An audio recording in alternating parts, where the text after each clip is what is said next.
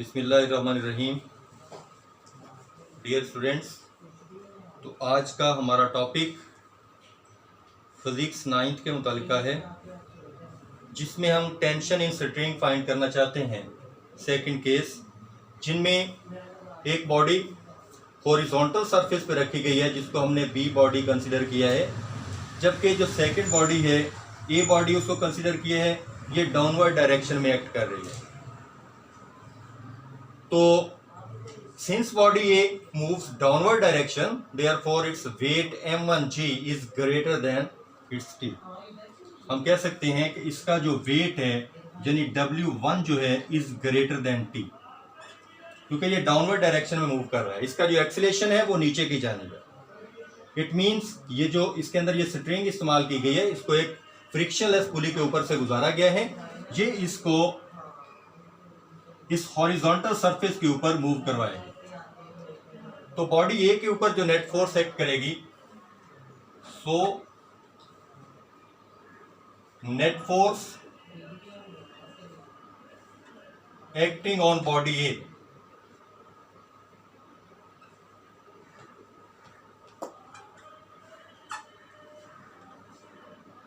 के ऊपर जो नेट फोर्स एक्ट करेगी उसको हम F1 कह देंगे। F1 इज इक्वल टू, चूंकि W1 is greater than T, तो फिर W1 से टेंशन माइनस होगी। 3 डॉट्स डालकर हम उसको बताते हैं। According to Newton second law of motion, F is equal to ma। तो यहां पर चूंकि F1 है तो m1a, और इसी तरह जो W1 है इसका वो m1g। By putting these values in above relation, m1a is equal to m1g minus t। ये net force on body A। When we discuss the net force acting on body B, so there are 3 forces acting on body B. First one is the weight of a body which is acting downward direction. ये downward direction के अंदर इसका जो wait है वो act कर रहा है, W2 हम इसको कंसिडर कर लेते हैं। और जबकि दूसरी जो फोर्स है इसकी रिएक्शनल फोर्स है, वेट की रिएक्शनल फोर्स, जो इस हॉरिजॉन्टल सरफेस का रिएक्शन है इस बॉडी बी के ऊपर, रिएक्शनल फोर्स और वेट की फोर्स इक्वल होंगी, तभी जो है ये इक्विलिब्रियम कंडीशन के अंदर यहां पर पड़ा होगा।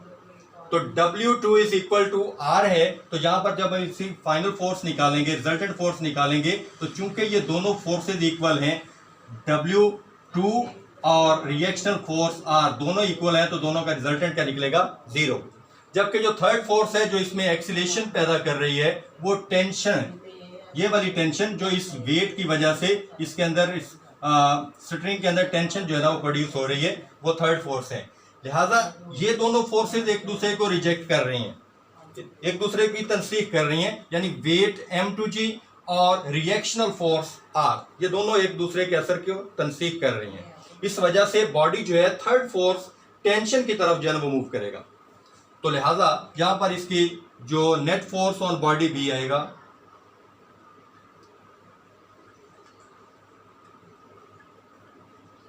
Net force acting on body B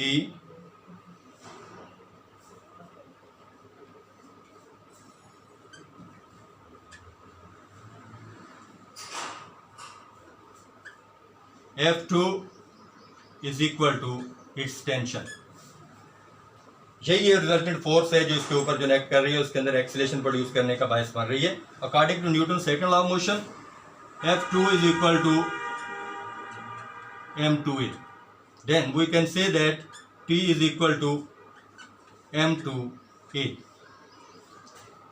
अब ये जो T की वैल्यू हमारे पास आई है m2a, we can put this value in equation 1 by putting this value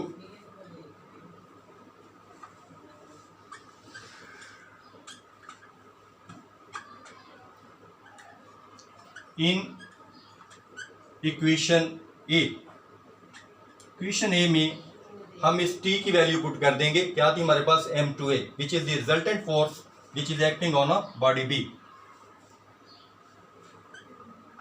m1a is equal to m1g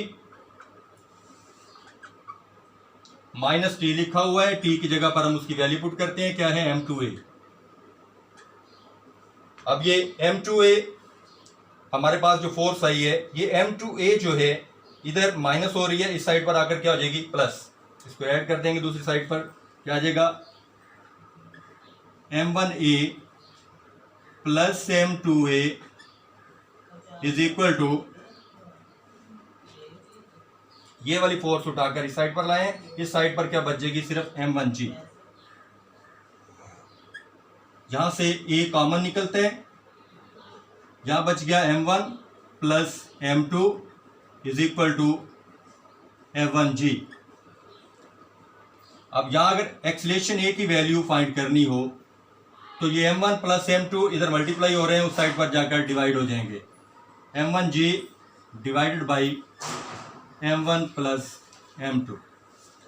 ये वो इक्वेशन है जिससे हम एक्सीलरेशन मालूम कर सकते हैं स्ट्रिंग का, कि ये जो मास है जो डाउनवर्ड डायरेक्शन के अंदर मूव कर रहा था उसके अंदर कितना एक्सीलरेशन प्रोड्यूस कर सकता है m2 के अंदर। अब ये जो वैल्यू आई है इसको हम इक्वेशन बी में रख देते हैं, ये रिजल्टेंट फोर्स थी बी बॉडी के ऊपर अमल करने वाली, इसमें हम इसकी वैल्यू रखते हैं कि by putting this value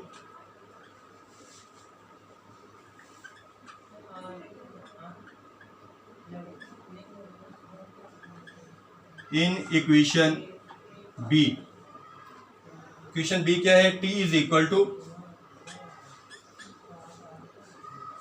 m2, आगे उसमें a लिखा हुआ है, a की वैल्यू हमारे पास ये है तो ये हम पुट कर देते हैं, m1g divided by m1 plus m2।